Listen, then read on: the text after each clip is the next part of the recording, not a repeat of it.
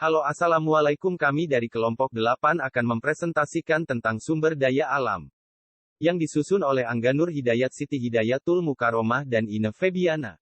Sumber daya alam adalah semua kekayaan berupa benda mati maupun benda hidup yang berada di bumi dan dapat dimanfaatkan untuk memenuhi kebutuhan hidup manusia. Kedua, macam-macam sumber daya alam. Teman-teman, macam sumber daya alam atau SDA itu ada 3 loh, yaitu berdasarkan jenis, berdasarkan sifat, dan berdasarkan proses. Berdasarkan jenisnya ada sumber daya alam hayati dan non-hayati. Apa ya perbedaannya? Sumber daya alam hayati itu sumber daya alam yang berasal dari makhluk hidup. Contohnya, tumbuh-tumbuhan dan hewan. Manfaat bagi manusia antara lain sebagai bahan makanan. Contohnya, buah-buahan dan sayuran.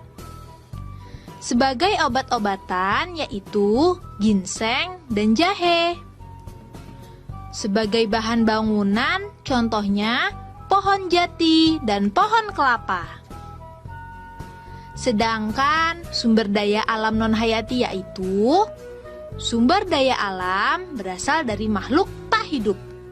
Contohnya air, sinar matahari, dan tanah.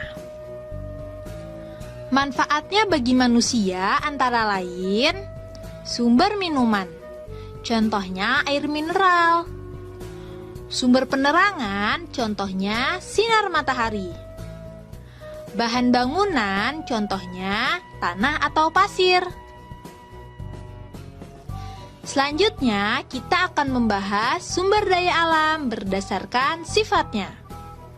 Ada sumber daya alam yang terbarukan dan sumber daya alam tak terbarukan. Sumber daya alam terbarukan adalah sumber daya alam yang dapat disediakan kembali setelah habis digunakan. Sumber daya alam terbarukan mempunyai sifat pulih kembali. Dengan sifat pulih tersebut, sumber daya alam dapat terus digunakan.